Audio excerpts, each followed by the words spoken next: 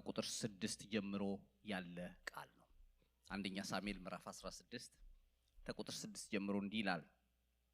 እንዲህም ሆነ በመጡ ጊዜ ወደ ኤልያብ ተመልክቶ በእውነት እግዚአብሔር የሚቀባው በፊቱ ነው አለ። እግዚአብሔር ግን ሳሙኤልን ፊቱን የቁመቱንም ዘለግታ አትይ፣ ሰው እንደሚያይ እግዚአብሔር አያይምና ናቅሁት። ሰው ፊትን ያያል፣ እግዚአብሔር ግን ልብን ያያል አለው። እሴይም አሚናዳብን ጠርቶ በሳሙኤል ፊት አሳለፈው፣ እርሱም ይህን ደግሞ እግዚአብሔር አልመረጠውም አለ። እሴይም ሳማን አሳለፈው፣ እርሱም ይህን ደግሞ እግዚአብሔር አልመረጠውም አለ። እሴይም ከልጆቹ 7ቱን በሳሙኤል ፊት አሳለፋቸው። ሳሙኤልም እሴይን እግዚአብሔር ከነዚህ አልመረጠም አለው። ሳሙኤልም እሴይን የቀረ ሌላ ልጅ አለህን አለው። እርሱም ታናሹ ገና ቀርቷል፣ እነሆ በጎችን ይጠብቃል አለ። ሳሙኤልም እሴይን እርሱ እስኪመጣ ድረስ አንረፍቅምና ልከህ አስመጣው አለው ይላል። ይህንን የመጽሐፍ ቅዱስ ክፍል ሳይ እግዚአብሔር ያስተማረኝን ደግሞም በመንፈሴ መልእክት እንደሆነ ያመንኩትን ነው ይዤላችሁ የመጣሁት። የምናገርበት ርዕስ የናቃችሁ እግዚአብሔር ነው ወይስ ሰው በሚል ነው። የናቃችሁ እግዚአብሔር ነው ወይስ ሰው በሚል ነው። ይሄ ክፍል እግዚአብሔር የተናገረው ነው። ቅድም እንዳልኩት ናቅሁት የሚል ቃል እግዚአብሔር ተጠቅሟል። በጣም የሚገርም ነው። በሌሎች ክፍሎች ላይ ደግሞ ሰዎች ሰውን ሲንቁ፣ ሰዎች እግዚአብሔርንም ሲንቁ በመጽሐፍ ቅዱስ ተጽፏል። እግዚአብሔር ደግሞ ሰዎችን ሲንቅ ተጽፏል። ከሁሉም ግን አደገኛው ሰዎች ከሰዎች ቢናናቁ ምንም አይደል። እግዚአብሔር ከናቀ ከባድ ነው። በመጽሐፍ ቅዱስ ውስጥ በጣም ከሚያስደነግጡ የመጽሐፍ ቅዱስ ክፍሎች ውስጥ አንዱ እግዚአብሔር የናቃቸው ሰዎች ነበሩ። ለመሆኑ ስለ ንቀት ስናስብ ሰው ሰውን በምን ያከብራል? በምንስ ይንቃል? ምክንያቱም ይሄ መታየት አለበት ጎን ለጎን አይደለም። ሰውን በምን ነው የሚያከብረው? ለአንድ ሰው ከመቀመጫው የሚነሳለት ምን ሲሆን፣ አንድ ሰው ደግሞ ችላ የሚለው የሚንቀው ብዙም ስፍራ የማይሰጠውስ ምን ሲሆን ነው? እንግዲህ ይሄ በመጽሐፍ ቅዱስ ውስጥ የተጻፉ ሐሳቦች አሉ። እግዚአብሔር እንደሚያይ ሰው አያይም ይላል። ቅድም ያነበብነው ክፍል አስተውላችኋል። ሰው ግን የሚያይበት የራሱ እይታ አለ። ከነኚህ መካከል ይሄው በዚህ ክፍል ላይ የተነገረው ይሄ ሰው በጣም ረጅም፣ ግዙፍ፣ መልኩ ያማረ እንደው ንግስና ቦታ ቢቀመጥ የሚያምር አይነት ሰው ነበር እና መጽሐፉ ምን ይላል? ሲያየው ይሄ ነው አለ። በቃ ለንግስና ይሄ ነው የሚመጥነው ብሎ ነው ሲነሳ እግዚአብሔር ተቀመጠ። ሰው እንደሚያይ እግዚአብሔር አያይምና ናቅሁት አለው ይላል። ስለዚህ አንዱ ሳሙኤልን እንኳን ያሳሳተው የሰው ቁመና፣ የሰው ፊዚካል አፒራንስ አይደል ሰዎችን ያሳስታል ማለት ነው። ሰዎች ወይም እንዲቀበሉ ያደርጋል ማለት ነው። ይሄን ከዚህ ክፍል የምንረዳው ጌታ ኢየሱስም ሲናገር በዮሐንስ 7:24 ላይ ምን ብሏል? ቅን ፍረዱ እንጂ በመልክ አትፍረዱ ይላል። ቅን ፍረዱ እንጂ በምን አትፍረዱ? በመልክ። ምን ማለት ነው? ይሄ እንግዲህ መልክ ሲባል እንዳው ፊት ላይ ያለው ውበት ብቻ ማመልከት ሳይሆን፣ ነገር ግን ሰዎች ካላቸው ሁኔታ ተነስታችሁ ወይ ለሰዎች ካላችሁ ይሄ በምድራዊው ነገር ካላቸው ሁኔታ ተነስታችሁ ለሰዎች ክብር አትስጡ፣ ወይም በዛ ምክንያት ለነሱ አታዳሉ፣ እውነተኛውን ፍርድ ፍረዱ ነው የሚለው። በሌላ ክፍል ላይም ደግሞ በቤተ ክርስቲያን መካከል እንኳን ይሄ ችግር ሊኖር እንደሚችል ያዕቆብ አስጠንቅቋል። ምን ይላል? ያዕቆብ ምዕራፍ 2 ከቁጥር 1 ጀምሮ ስታነቡ ታገኛላችሁ። ይህን ታሪክ የምታውቁት ነው። በእናንተ መካከል ይላል አንድ የወርቅ ቀለበት ያደረገ እና በጣም ጥሩ የለበሰ ሰው ቢመጣ ይላል በቤተ ክርስቲያናችሁ፣ አንድ ደግሞ ጎስቆል ያለ አለባበሱም ብዙም የማያምር ሰው ቢመጣ ያን ጥሩ የለበሰው እና ከፊት ተቀመጥ ብላችሁ ጎስቆላውን ወይ ወደ ኋላ ሂድ ወይ ደግሞ ከሱ እግር ስር በታች ቁጭ በል ትሉታላችሁ ወይ ይልና እንዲህ ከሆናችሁ እናንተም እንደ ዓለማውያን ዳኞች መሆናችሁ አይደለም ወይ? በእግዚአብሔር ቤት እንዲህ እንዳታደርጉ ብሎ ያስጠነቅቃል። አማኝ ሰውን ሊያከብር የሚገባው በሰውነቱ ብቻ ነው። አሜን በሉ እስቲ። በዚህ ምንም ስላለው ስለሌለው፣ ስላላት ስለሌላት አይደለም። እግዚአብሔር ሰውን ስለፈጠረው ክቡር አድርጎ ስለሰራው ማንም ሰው መከበር አለበት። ሌላ ኤክስተርናል ክብር የምንሰጣቸው አሉ። መጽሐፍ ቅዱስ የሚያስቀምጠው ባለስልጣናት ይላል፣ ወላጆች፣ እንደዚህ ክብር ሊሰጣቸው የሚገባ ነገር አለ። ግን ስለ መከባበር አጠቃላይ ሲታይ ግን ማንንም ማክበር አለበት። በተለይ እንደ አማኝ አንድ ነገር እንኳን ስናደርግ ከምን ተነስቼ ነው ያደረኩት ብለን ራሳችንን ቴስት ማድረግ አለበት።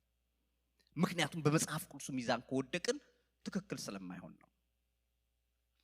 እሺ ታዲያ እግዚአብሔር በመጽሐፍ ቅዱስ ውስጥ ያከበራቸው ደግሞም የናቃቸው ሰዎች አሉ ብለናል።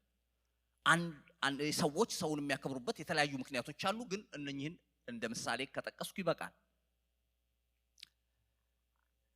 በተለይ ኤልያብ ምን እንዳደረገ በእርግጥ ብዙ የተጻፈለት ሰው አይደለም። የሚገርማችሁ ይሄ እግዚአብሔር እዚህ ጋር ሲናገር ስለ ኤልያብ ምንም ከዛ በፊት ታሪኩን አናውቅም፣ ምን እንዳደረገም አናውቅም። ግን የዳዊት የእሴይ የበኩር ልጅ እንደነበር ግን እናውቃለን። በቤት ውስጥ ተሰሚ ቅድሚያ የተሰጠው ሰው እንደሆነ ግን እናውቃለን። ግን ህይወቱ እንደዛ አልነበረም። ይሄ ሰው ሲመጣ ኦፍ ኮርስ ሳሙኤልን አሳስቶታል። በነገራችን ላይ ለዚህ ነው ነብይን ከጸሎት ውጪ መስማት አደጋለው የሚባል። አያችሁ እግዚአብሔር የሚቀባው አላ አሁን እኮ ትንቢት ቢሆን ኖሮ እግዚአብሔር ቀብቻለሁ ይላል የሰራዊት ጌታ እግዚአብሔር ዓለም እንደማለት ነው። ገባችሁ? ዝም ብሎ ቢለው ለሱ ቢለው ይሄ ሰው በቃ ንጉስ ነኝ ብሎ ሊሄድ ይችል ነበር። በጸሎት አይደለም ያለው። አየህ ዝም ብሎ በጨዋታ ነው ያለው። በሌላም ቦታ ታውቃላችሁ ዳዊት ቤት ሰራለሁ ብሎ ለነብዩ ነገረው አይደል? ምን አለው እሱ? በጣም ጥሩ ሐሳብ እንዴማ ተገኝቶ ነው። አዎ አንተ በሚያምር ቤት እየኖርክ እግዚአብሔር በድንኳን ልክ ነህ፣ ስራ በጣም አሪፍ ነው አለ። እሺ ብሎ ዳዊት ገንዘብ እያሰባሰበ ምን እያለ እግዚአብሔር መጣና ወደ ናታን ምንድነው ያልከው አለው። አይ ቤት ስራ ማን አለ አለው። ብያለሁ እኔ በልሂድና በነካፍህ ተመልሰ እኔ የለውበትም አንተ አይደለም የምትሰራው፣ አንተ የደም ሰው ነህ። ሂድና ይሄ በጉድ አይዲያ የሚሰራ አይደለም፣ እንደው በጥሩ አስተሳሰብ እንደው ጥሩ ነው በሚባል የሚሰራ አይደለም። ሂድና አንተ አትሰራም ብለህ ንገረዋል። ተመልሶ ይቅርታ ዳዊት እኔ ያችን በቃ ሞቅ ብሎኝ በርታ ያልኩ ለካ ጌታ የለበትም፣ ስለዚህ ልጅህ ነው የሚሰራው ብሎኛል አለው። እና በዚህም ክፍል ላይ የምታዩት ሳሙኤል ሲሳሳት መልክ አይቶ ውበት አይቶ ቁመና አይቶ ሲሳሳት ያላችሁ፣ እግዚአብሔር ግን ንቄዋለሁ አለው ይላል። ለምንድን ነው ሲባል ሰው ፊት ያያል፣ እግዚአብሔር ልብ ያያል ይላል። አሜን አይባልም? እግዚአብሔር ልብ ያያል።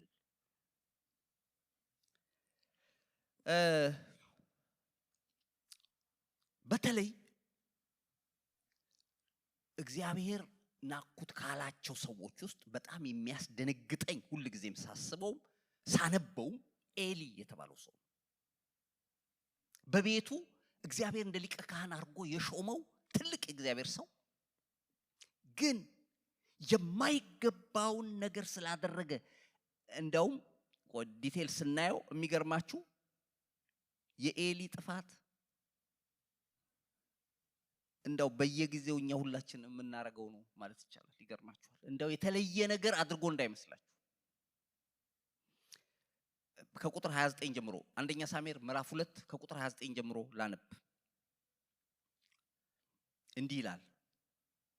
እንደውም ከ28 ጀምሮ ላነበው።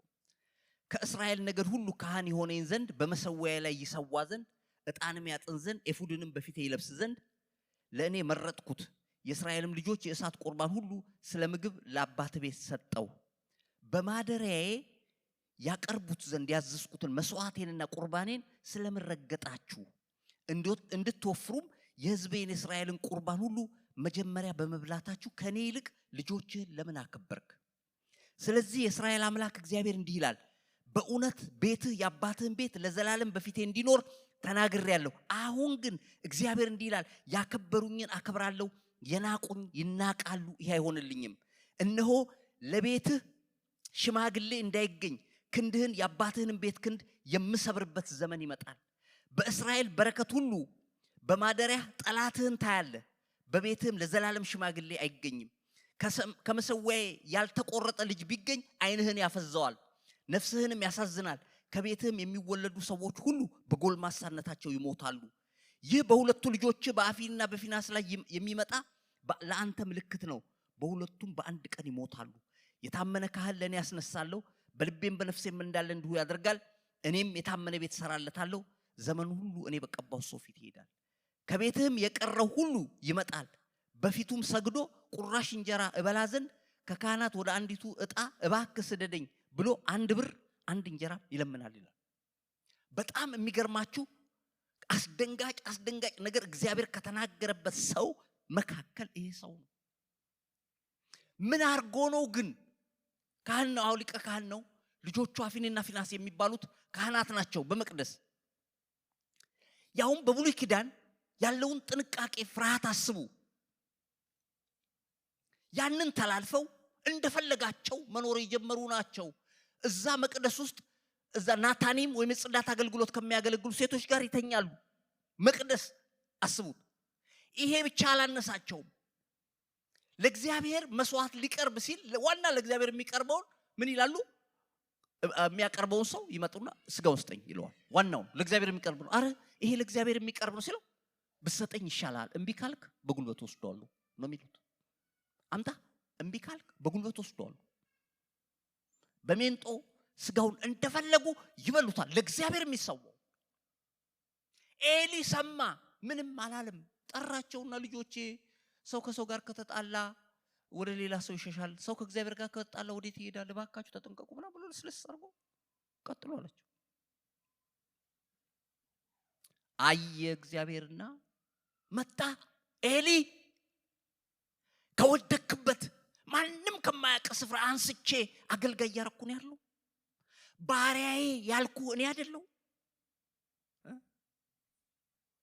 ከዘር ውስጥ መርጬ አንተን ሊቀ ካህን እንድትሆነኝ ይሄን ሁሉ ህዝብ እንድታስተዳድር የሾምኩ እኔ አይደለሁ? ምን ነው አለ። ከኔ ይልቅ ልጆችን ለምን አከበርክ? እኔን ማክበር ሲገባ ለልጆች ስፍራ ሰጠ። እንግዲህ እንዲህ ይሆናል። እኔ ያከበሩኝን አከብራለሁ፣ የናቁኝ ይናቃሉ። ይሄ አይሆንልኝም። ያ የነገርኩ መልካም ትንቢት ተቀይሯል። በኑሮህ ምክንያት ያንን የነገርኩ ፊውቸር ተበላሽቷል። ከእንግዲህ በኋላ የሚሆነው ልንገርህ፣ በቤትህ ሽማግሌ አይገኝም። ሽማግሌ ቢገኝ እንኳን ክንድህን ይሰብረዋል። በማደሪያዬ ጠላትህን ታያለህ። በቤትህ ለዘላለም ሽማግሌ አይታይም። ከተገኘም ያልተቆረጠ ልጅ እንኳን ድንገት ሾልኮ ቢወጣ ዓይንህን በእንባ ይሞላዋል፣ ያስለቅሳል። በቤት የሚወለዱ ሁሉ በጎልማሳነታቸው ይሞታሉ። ከተገኘም ቅድም እንዳልነው ሾልኮ ከተገኘ ሲለምን ታገኘዋል። 1 እንጀራ ወይም 1 ብር ስጡኝ እያለ የሚለምን ይሆናል። ለምን? ያከበሩኝን አከብራለሁ፣ የናቁኝ ይናቃሉ። እኔ ነኝ አለ። አንዳንድ ጊዜ አናውቅም። ይሄንን የከበረ አምላክ እንደምናመልክ አናውቅም። ነገስታት የሰገዱለት ነው። የምንቀልድበት አይደለም። ማንም ሊቀርበው በማይችል ብርሃን ውስጥ የሚኖር ሲናገር የእሳት ነበልባል ካንደበቱ የሚወጣ ዓይኖቹ እንደ እሳት ነበልባል የሆኑ ሰይፍ በሁለት ወገን የተሳለ ስለታም ሰይፍ ካንደበቱ የሚወጣ ነው። ፊቱ እንደ ፀሐይ የሚያበራ ነው የተባለለት ንጉስ ነው። እኔ ልንቀው አልችልም። ወንድሜ መናቅ የሚለው ምናልባት አልገባ ይሆናል። ከእርሱ ይልቅ ሌላ ነገር ካከበርክ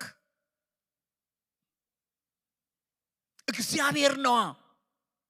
ይሄም ነግራችሁ አምላክ ሁሉን የሚችል ብዙ ጊዜ እንደምለው ኢንፎርሜሽን ከሰው የማይጠይቅ እያንዳንዱን አካሄድ የሚያውቅ አምላክ ነው። ስለዚህ አለው በወጣትነታቸው ዘርህ እንደሚያልቅ ምልክት እንዲሆነ አለው መጀመሪያ የምጀምረው በአፍኒና በፊንሐስ በልጆች ነው እነሱ ይሞታሉ መጀመሪያ በጣም ልብ ይሰብራል እግዚአብሔር ይሄን ተናግሮ ሄደ የነበረውን ነገር አልወሰደበትም ያለውን ስልጣን አልነጠቀውም እግዚአብሔር ግን ትቶታል ኤሊ ወደዛ ስፍራ ባይመጣ ይሻለው ነበር ምን ያደርጋል ምክንያቱም እግዚአብሔር ነው ሰው አያውቅም እግዚአብሔር ነው ኤሊ አሟሟቱ እንኳን በስተርጅናው እንዳያምር ሆኖ የቃል ኪዳኑ ታቦት እንደተማረከ ሲሰማ ከወንበሩ ላይ ወድቆ አንገቱ ተሰብሮ እንደሞተ ታውቃላችሁ ታሪኩን የነገስታት ታሪክ ስታነቡ በኋላ እንኳን አንድ ሰው ካህን የሱ ቢገኝ እንዳባረሩት ታያላችሁ እግዚአብሔር ከተናገረ ሲሪየስ ነው ወገኖቼ በዘመናችሁ እግዚአብሔር እንዳይንቃችሁ አዎ ምክንያቱም እግዚአብሔር ነው ለመሆኑ እግዚአብሔር ማክበር ምንድነው መናቅስ ስንል ቅድም እንዳልኩት ነው አንዱና ዋናው ከእግዚአብሔር ይልቅ የምንሰማው ሌላ ድምጽ በተለይ ቀርቦልን ፊት ለፊት ምርጫ ላይ ቀርቦልን የእግዚአብሔር እንዳልሆነ ያወቅን ያስከፍላል ዋጋ ጲላጦስ ይላል ማርቆስ 15:15 ላይ ማርቆስ 15:15 የሕዝቡንም ፈቃድ ሊያደርግ ወዶ በርባንን ፈታላቸው ይላል ይሄ የሕዝቡንም ፈቃድ ሊያደርግ ወዶ የሚለው ገብቶኛል ይሄ ሰው እያረገ ያለው ነገር ልክ እንዳልሆነ ያውቃል ሚስቱ ህልም አይቻለው ብላ ነግሯል ይሄ ሰው ጻድቅ ነው እጅህን እንዳትጭንበት ብለዋለች እሱ ራሱም በወንጀለኛ መቅጫ በፍትሐ ብሔር አይቶ አገላብጦ ወንጀል የለበትም መልቀቅ ነው ያለበት ግን የሕዝቡን ፈቃድ ሊያደርግ ወዶ በርባንን ፈታላቸው ይላል በሌላ አነጋገር እግዚአብሔርን ፈቃድ ሊያደርግ አልወደደም ማለት ነው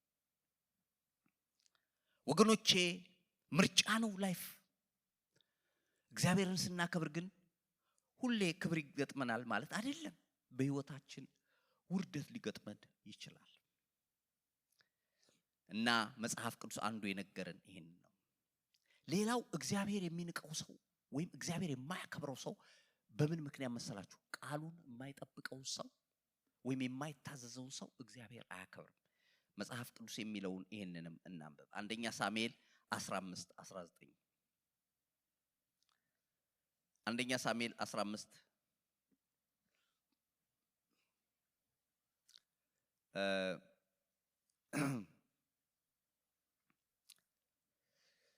ለምርኮ ሳስተህ ለምን የእግዚአብሔርን ቃል አልሰማህም ለምንስ በእግዚአብሔር ፊት ክፉ አደረክ ይለዋል ከቁጥር 19 ጀምሮ ሳኦልም ሳሙኤልን የእግዚአብሔርን ቃል ሰምቻለሁ እግዚአብሔርም በላከኝ መንገድ ሄጃለሁ አማሌቅንም ንጉስንም አጋግን አጥፍቻለሁ አማሌቃውያንን ፈጽሜ አጥፍቻለሁ ሕዝቡ ግን ለአምላክህ ለእግዚአብሔር በጌልጌላ ይሰዉ ዘንድ ከእርም የተመረጡትን በጎችና በሬዎች ከምርኮ ወሰዱ አለው ሳሙኤልም በሁሉ የእግዚአብሔር ቃል በመስማት ደስ እንደሚለው እግዚአብሔር በሚቃጠልና በሚታረድ መስዋዕት ደስ ይለዋልን እነሆ መታዘዝ ከመስዋዕት ማዳመጥም ያወራ በግ ስብ ከማቅረብ ይበልጣል አመፀኝነት እንደ ሟርተኝነት ኃጢአት እልከኝነትም ጣዖትንም ተራፊምን እንደማምለክ ነው የእግዚአብሔርን ቃል ንቀሃልና እግዚአብሔር ንጉስ እንዳትሆን ናቀ አለው ይላል ወይ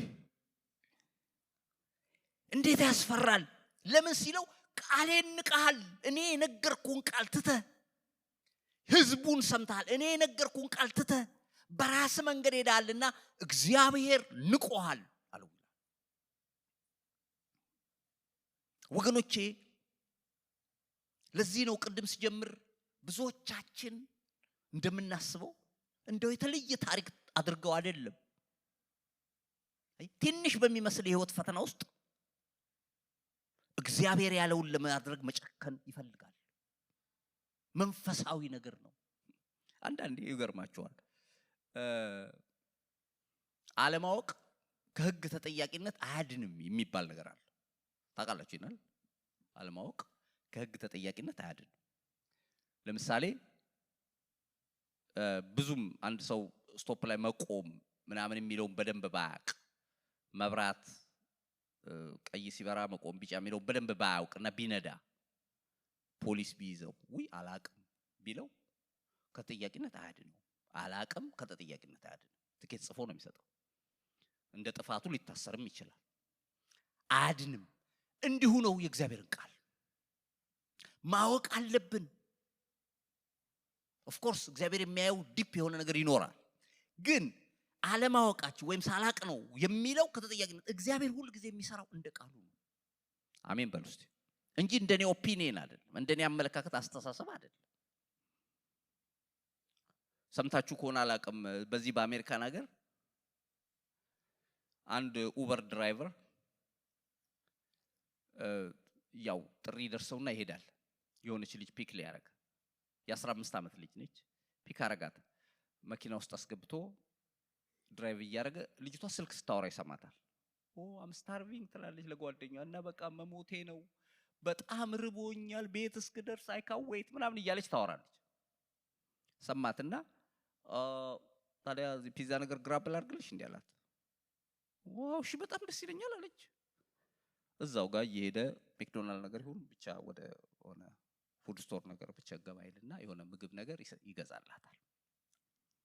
ቴንክ ዩ ሶ ማች ምናምን ትላለች። እየበላች ሄደች። ከተወሰነ ሰዓት በኋላ ከኡበር ስልክ ደረሰው፣ ፋየር ተደርጋል የሚል። ምንድነው ሲባል ለካ ልጅቷ ሄዳ ለቤተሰቦቿ ነገረች። በጣም ርቦኝ በቃ አሪፍ ኡበር ድራይቨር አግኝቼ ምግብ ገዛልኝ ስትል who is he ማን ነው ለኛ ልጅ ምግብ የሚገዛው? የት ያቅሻል? አይ በቃ ራበኝ ስል ኡበር ጋር ሲደውሉ ኡበር ደግሞ ህጉ ይፈቅዳል ወይ ነው ያሉት። ያንተ ኮምፓሽን ያንተ ርህራሄ እዛ ደጅ አስቀምጠው ህጉ ይፈቅዳል አሉት። አይፈቅድም። ፋየር። አየ አንዳንድ ነገር መልካምነትህ እንኳን የምታደርግበት ወይ ማወቅ አለብህ። ህግ ከጣስክ ፋየር አስደርጋል። ስለዚህ ምንድነው ዛሬ ልናገር የምፈልገው፣ አንዳንድ ጊዜ እግዚአብሔርን ነገር ጎትተን እኛ በምንፈልገው አቅጣጫ ወይ እኛ በምንሄድ አይሆንም፣ በዛ በተራራው ላይ እንዳየኸው እንዲሁ ለመስራት ተጠንቀቅ አለው ይላል። እግዚአብሔር የሰው እጅ እንዲቀላቀልበት አይፈልግም። እና ሳኦል እግዚአብሔር ንጉሥ አድርጎ ሾመው ነበር። አሁን ግን ናቀ አሉ። አቤት አቤት እግዚአብሔር የናቀው ሰው ከዛ በኋላ ያደረገውን ስታዩ የአጋንንት መጫወቻ ሆነ። መናፍስቶች ገቡበት አይደለም? ባይብል ስታጠኑ በገና እየደረደረ ዳዊት ከላዩ ላይ ያባረርለት ነበር። በመናፍስቶች ህይወቱ የተመሰቃቀለ ላይፉ በሙሉ የሳኦል ላይፍ ስታጠኑ የምታውቁት ነው። ጥሩ አልሆነም። እሺ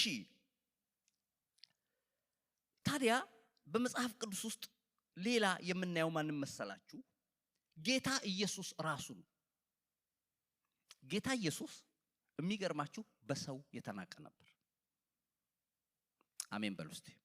ስለኛ ስለሆነ ማለት ነው። ኢሳይያስ 53 ቁጥር 3 ላይ እንደዚህ የሚል ቃል አለ። ኢሳይያስ 53 ቁጥር 3 የተናቀ ከሰውም የተጠላ የሕማም ሰው ደዌን የሚያውቅ ነው፣ ሰውን ፊቱን እንደሚሰውርበት የተናቀ ነው፣ እኛም አላከበርነውም ይላል። አየህ ቅድም መነሻ ላይ እንዳነሳሁት በሰዎች ሂሳብና ሚዛን ሲታይ ኢየሱስ የተናቀ ነበረ። ኳሊፋይድ አይደለም። ለብዙ ነገር ሰዎች እንደሚገምቱት በዚህ ብለው ዓለማውያን በሚያወጡት መስፈርት የተናቀ ነው፣ እኛም አላከበርነውም ይላል። በጣም ያሳዝናል። ይሄ የከበረ ጌታ ሲወርድ ያንን ዙፋኑና ክብሩ መልቀቁ ሳያንሰው የሰው ልጅ ደግሞ አላከበረውም ነበር ይላል። ሉቃስ 23:11 ላይም ይሄን የሚያጠናክር ቃል ተጽፏል። ሉቃስ 23:11 ሄሮድስም ከሰራዊቱ ጋር ናቀው ዘበተበትም የጌጥ ልብስም አልብሶ ወደ ጲላጦስ መልሶ ሰደደው ይላል። ጲላጦስም ምን አለው? ከሰራዊቱ ጋር ናቀው ይላል። ኢየሱስ በምድር ሳለ በነገስታት ተንቋል፣ በሕግ አዋቂዎች ተንቋል፣ በምሁራን ተንቋል። ትልልቅ በሚባሉ ሰዎች ትንሽ በሚባሉ ሰዎች ተንቆ ነበር። ግን እግዚአብሔር ያከበረው ሰው ነበር በምድር ሳለ ማለት ነው።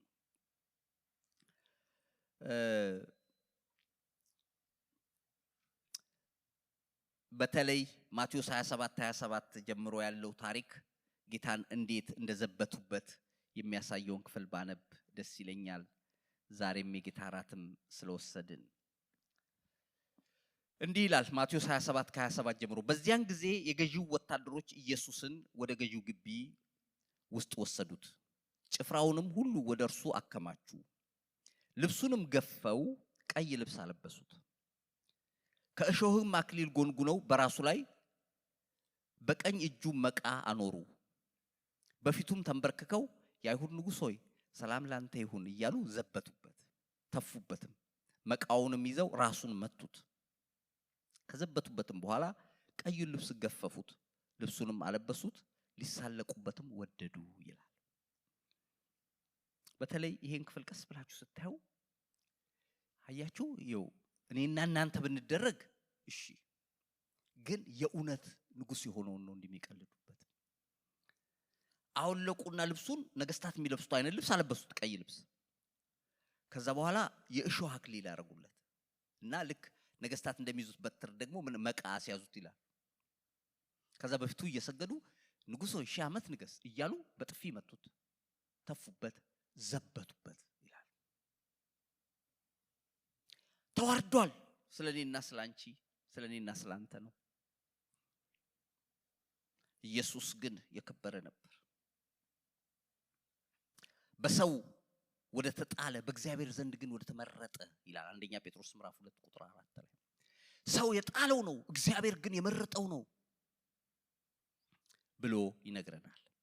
ወገኖቼ ስለ ኢየሱስ ክርስቶስ በተለይ ደግሞ ዮሐንስ ምዕራፍ 17:4 ላይ ስትመጡ ግን አባት ሆይ አለ በምድር የሰጠኸኝን ስራ ሁሉ ሰርቼ አከበርኩ፣ ባንተ ዘንድ ባለኝ ክብር አክብረኝ ያለው ይላል። የከበረ ንጉሥ ነው። ዓለም ግን አላወቀችውም፣ አዋርደዋለች፣ ንቀዋለች። ወገኖቼ በመስሪያ ቤት በመውጣት በመግባታችሁ ሰዎች ዲስሪስፔክት ቢያደርጓችሁ ወይም የሚገባውን ነገር ባይሰጧችሁ በእናንተ የተጀመረ አይደለም። በተለይ አማኝ ስለሆናችሁ ይሄ አለ፣ በጣም የተለመደ ነው። ማንም እንደው ጤነኛ የምትሉ ሰው ራሱ አማኝ መሆናችሁን ካወቀ ኢሚዲየትሊ ይቀየራል አይደለም? ዓለማውያን በተለይ በቃ ለመናቅ ይቀላቸዋል። ዓለማዊ አማኝ ነው ከተባለ በቃ ለማንቋሽሽ። በቅርብ ሰምታችሁ እንደሆነ አላውቅም፣ በዜና ላይ በጣም ቫይራል ሆኗል። አንድ ፓስተር አንድ ወጣት ልጅ እየመጣ ቤተክርስቲያኑ በር ላይ ሁሌ ይሳደባል። የሚሳደበው ልጆችን ገላለሁ ይላል፣ ሚስትህን አዋርዳለሁ ይላል። በገባ በወጣ ቁጥር ለረጅም ጊዜ መቆሚያ መቀመጫ ሰጠው። ከዛ ፓስተሩ ብዙ ጊዜ ዝም አለው፣ ታገሰው። ይመጣል፣ ልጆችን እንደውም እደፍራለሁ ይለዋል፣ ሚስትህንም ገላለሁ ይላል፣ አንተንም አልለቅም ይለዋል። ከዛ በስንተኛው ቀን ሄዶ አነቀዋ እና ቀጠቀጠው አስተኝቶ። ከዛ በቪዲዮ ቀረጹት። እግዚአብሔር ያሳይ። ከዛ በፊት ሲሳደብ ምን ሲል ያልቀረጸው ሁሉ በደንብ አድርገው ቀረጹ። በቃ አደባባይ ለጠፉት። አይው ፓስተሩ ሰው ሲደበድብ ብለው።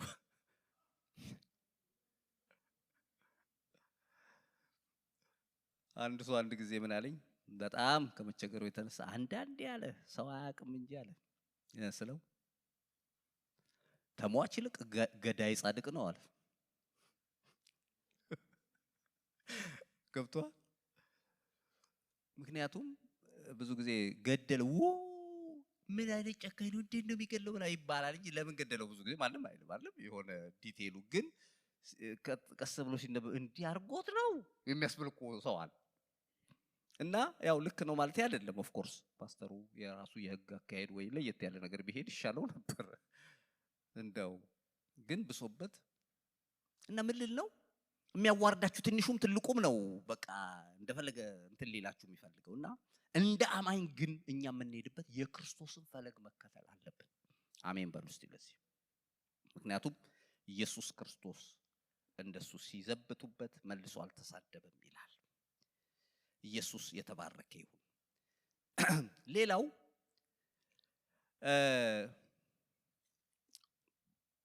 ጳውሎስ ያቃል በክርስትና ውስጥ እንዴት ነው ክብር ኤክስፔክት አድርጎ አይደለም የኖረው። ይሄ ደግሞ አንዱ ጥሩ ነገር ነው። እኛ አንዱ የሚያሳስተን ምንድነው ክብርን ኤክስፔክት ስለምናረግ ነው ውርደት የሚያመን አይደለ እንጂ አሁን ኢየሱስ አንድ ጊዜ እዛ ዮሐንስ 8 ላይ መጡና አንተ በቤልዘቡል ነው አጋንንት የምታወጣው በቤልዘቡል አለቃ ነው አሉት። አሁን ይታያችሁ ጌታ ኢየሱስን ነው እንደዛ የሚሉት። አጋንንት ሲያስወጣ በአጋንንት አለቃ ነውና አጋንንቱ አለቃው ነው አንተ ውስጥ ያለው ነው የሚሉት። ኢየሱስ ምን አለ? እናንተ ታዋርዱኛላችሁ አለ፣ እኔ ግን አልዋረድም አለ። ክብሬን መጀመሪያውንም አልፈልግም አለ። ስለዚህ ልታዋርዱኝ አትችሉም። ክብሩን የሚፈልግ ግን በሰማይ አለ ብሎ ይላቸዋል።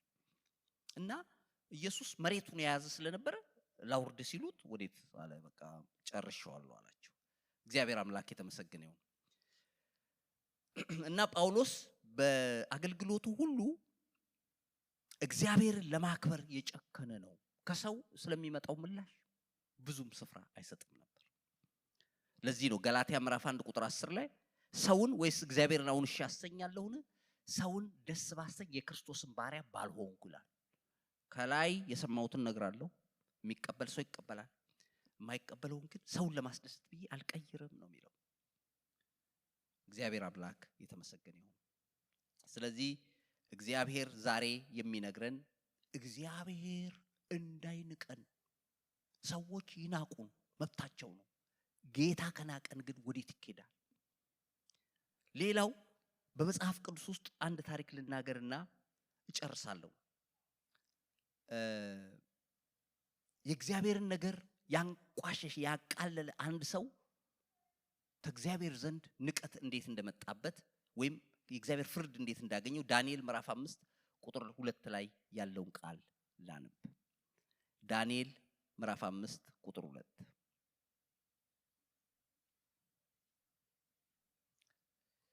ብልጣሶርም የወይን ጠጅ በቀመሰ ጊዜ ንጉሱና መኳንንቶቹ ሚስቶቹን ቁባቶቹን ይጠጡባቸው ዘንድ አባቴ ናቡከደነጾር በኢየሩሳሌም ከነበረው መቅደስ ያመጣቸውን የወርቁንና የብሩን ዕቃዎች አምጡ ብሎ አዘዘ። በዚያን ጊዜም በኢየሩሳሌም ከነበረው ከእግዚአብሔር ቤተ መቅደስ የመጡትን የወርቁን ዕቃዎች አመጡ። ንጉሱና መኳንንቶቹ ሚስቶቻቸውን ቁባቶቻቸውን ጠጡባቸው። የወይን ጠጅም እየጠጡ ከወርቅና ከብር ከናስም ከብረትም ከእንጨትም ከድንጋይም የተሰሩትን አማልክት አመሰገኑ ይላል። አቤት ይሄ ታሪክ ድፍረት፣ የሰውን ድፍረት የሚያሳይ ነው። ብልጣሶር የተባለው ንጉስ ሆኖ ተሾሞ እየነገሰ ማንም ንግስናውን ይነካበት የለም።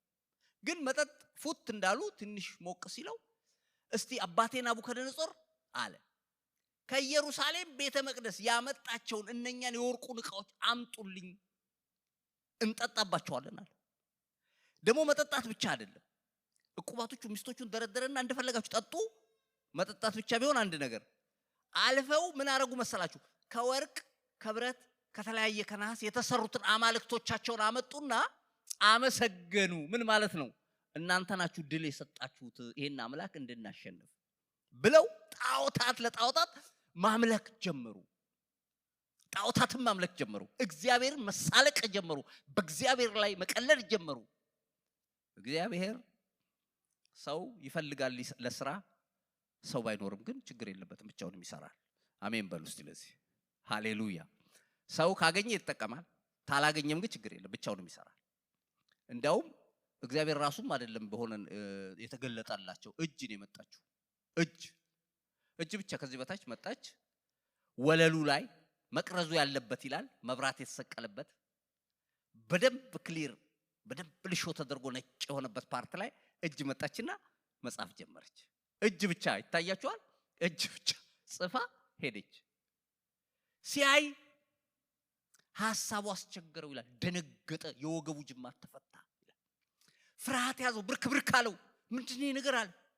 ማን ያንብበው? ማንም ጽሁፉ ቀርቷል። ማንም ሊያነቡ አልቻለም። ጥበበኞች ተባሉ፣ አስማተኞች፣ አዋቂዎች ተጠሩ። አንብቡ። ምን ቋንቋ እንደሆነ ራሱ አናውቅም። ጽሁፍ ነው ምን እንደሆነ ግን ማንበብ አልቻልንም አሉ።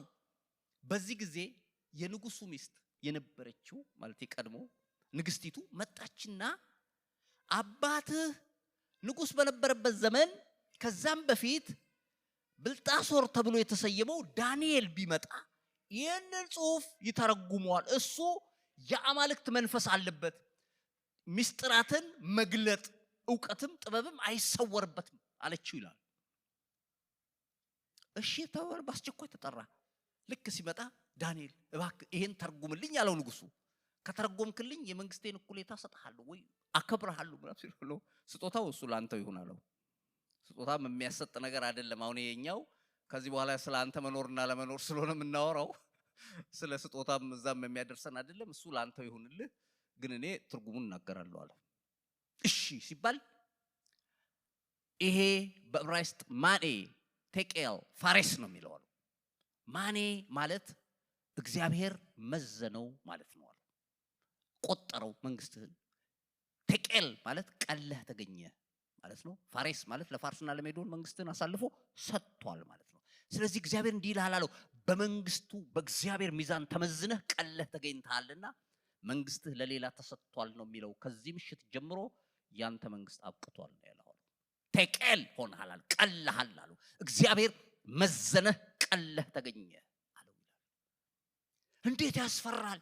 አየህ እግዚአብሔር የሚልቃቸው ሰዎች ሌላው በዚህ እንደነገርኳቸው የእግዚአብሔርን ነገር የደፈሩ አምጡልኝ እጠጣበታለሁ ብሎ ከሰራዊት ጌታ ከእግዚአብሔር ዘንድ ቁጣ መጥቶበታል። ይሄ ሰው ለረጅም ዘመን ሊያገለግል ሲችል ነገር ግን ባጭር ነገሩ እንዳበቃ ያንኑ ምሽት ታሪኩን ታነባላችሁ ወገኖቼ።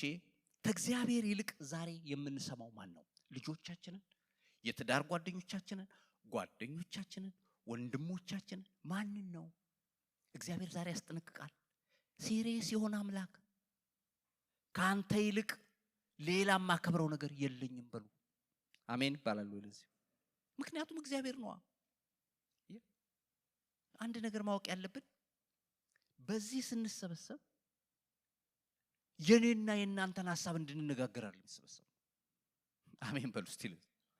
ምክንያቱም ቤቱ የእግዚአብሔር ቤት የምንነጋገረው እግዚአብሔርን ቃል። ስለዚህ መጽሐፉ ሁሉ ጊዜ እንደሚያስጠነቅቅ እንደ አማኝ እንደ እውነተኛ አማኝ እግዚአብሔር ብሏል። ኖ ልጆቼ እናንተ ወደ ጎን እግዚአብሔር አላለም። መጽሐፍ ቅዱስ ውስጥ እንደሱ ያሉ አሉ። ኖ ሂዱ እግዚአብሔርን አይወድም ብለው የተቃወሙ ነበሩ። ስለዚህ የሰራዊት ጌታ እግዚአብሔር እንዲህ ይላል፣ ያከበሩኝን አከብራለሁ፣ የናቁኝ ግን ይናቃሉ። ይሄ አይሆንልኝም ይላል።